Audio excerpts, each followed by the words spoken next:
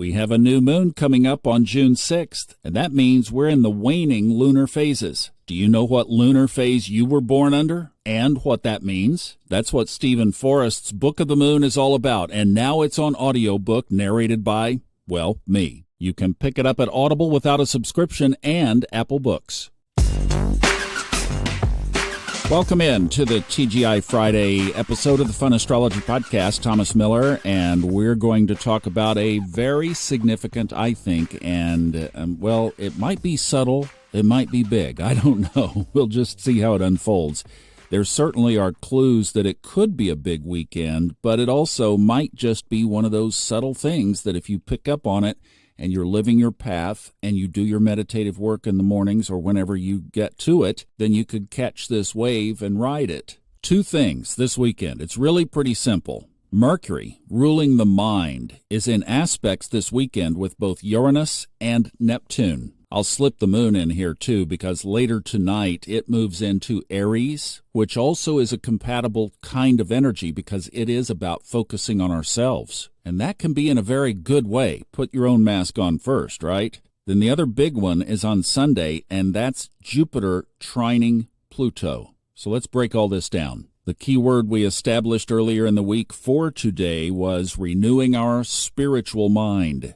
Some say that Uranus is the higher octave of Mercury. I think that's an ancillary kind of interpretation. Each of these energies stands on its own 2 feet. But yes, there can be overlaps for sure. Mercury is all about the mind, communication, neighbors, traveling, siblings, learning and knowledge, education in that sense. But it's mostly individually based. With Uranus, we find a more collective approach of technological advances, revolutionized communication such as the internet and ChatGPT and all the AI and all these things that are yet to explode. I think it would have been in early 2016. I had just come to Aspen for my little 3-year stint there. Tom Friedman is a columnist for the New York Times, and he had written a book called Thank You for Being Late. The title has nothing to do with how the book unfolded.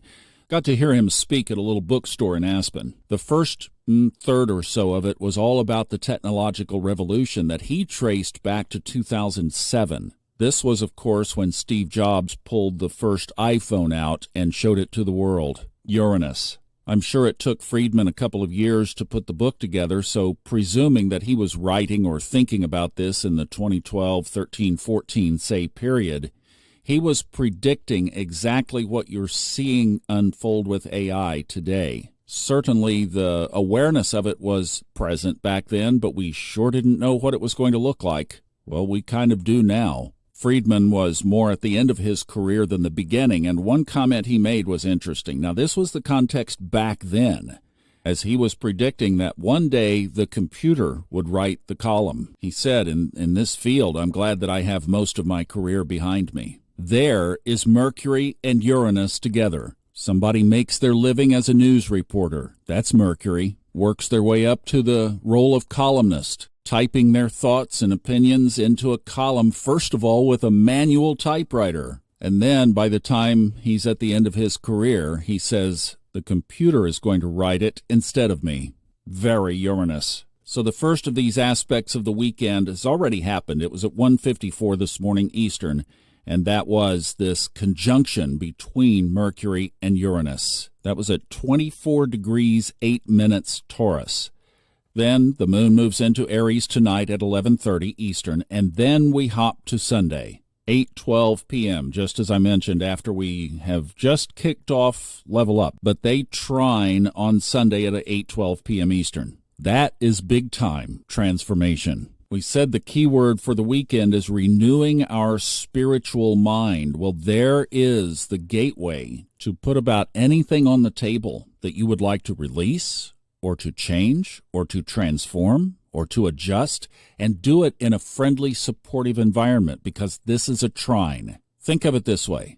Pluto wants you to be on your highest timeline. This weekend, Pluto is more saying, how can I help you, rather than what do I have to do to get your attention? Or you could say, let's do it the easy way. Okay, I like that. So it's kind of an open book with your journal. If you spend time writing things like I do, shoot for the moon. Why not? Consider it a lucky stars, blank check from the universe. By the way, let me just invite you again to join our little Lucky Stars Club. If you do this weekend, you'll be able to see the video because it sets up next week, and next week is the big week of June. So if you have not joined us already, you can pop in there. It's just right at the top of the funastrology.com website. And let me just mention, I've had so many hacker attacks on the website that I had to reduce the number of login attempts to 2. And some people, when they don't remember their password, they try multiple times. Well, after 2, boom, you get the lockout email. And I'm so sorry to do that, but the site has remained secure. So if you get locked out, you're going to have to email me, and that can either be, if you can get to the site, some of the times it's just lock people off the site. I had to really crank this down. I mean, these were brutal attacks, and so many of them. I've spent a lot of my time over the last month just dealing with the website itself. So if you get locked out, you can email me. Just send it to admin@funastrology.com, and we'll take care of getting you back in. There are ways to undo it, but it's a hassle. So if you forget your login, it's best. There's a link there that says lost your password.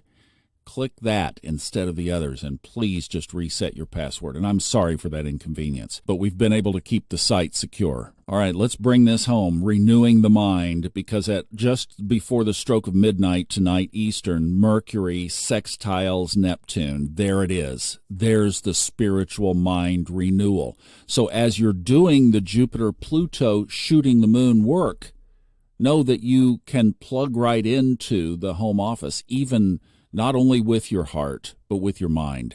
The reason we're sitting here talking is because back in 2013, the last time that Jupiter was in Gemini, by the way, I had some prompts that just came to mind. Start a podcast.